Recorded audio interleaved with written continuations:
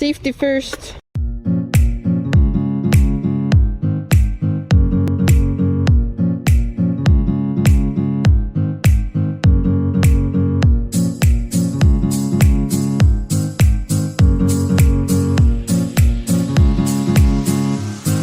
Meie tänane teine seiklus on meid toonud siia Eesti Kaevandusmuuseumi juurde, kus asub siis Alutaguse matkaklubil igasuguseid erinevaid seiklusvõimalusi, kuidas siis end ronimise teel panna füüsiliselt proovile.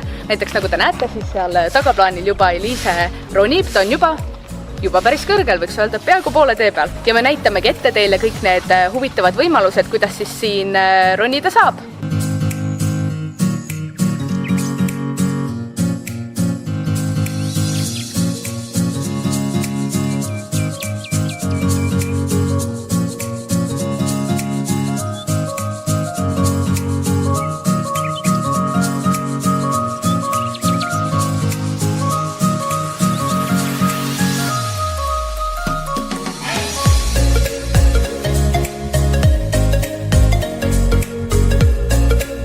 Ma saingi nüüd seal üleval käidud, väga äge on, mulle õudselt meeldib ronimine, ma olen igal pool, kus saab, ma tahaksin seda teha ja proovida ja katsetada ja kindlasti on see üks ägedamaid seinu, kus ronida, sest see on siin välisõhus, see on täiesti haruldane Eestis, et sa saad niimoodi ronida ja selle seina pikkus on ka hea mõnus, et see ei jää liiga lühikeseks, samas on mõnus, et sa saad ja jaksad ja jõuad ja kindlasti saab ka igaüks seda proovida.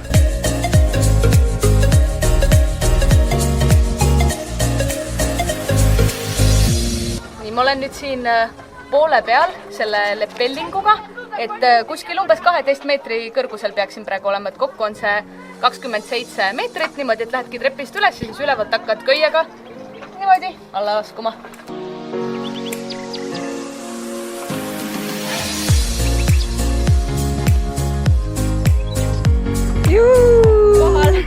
Nii, jõudsin nüüd alla. See ongi just selline hea asi, mida proovida neile, siis, kes tahavad natuke oma hirmudele vastu seista, aga samas ei taha või ei ole valmis väga suureks füüsiliseks pingutuseks, et tegelikult füüsiliselt see ei nõua sult üldse palju, lihtsalt pead natuke käega endal järgi laskma köit ja see ongi kõik, aga hirmude ületamist nõuab kindlasti, et see üleval on ikkagi päris kõrge, aga see teebki asja ägedaks.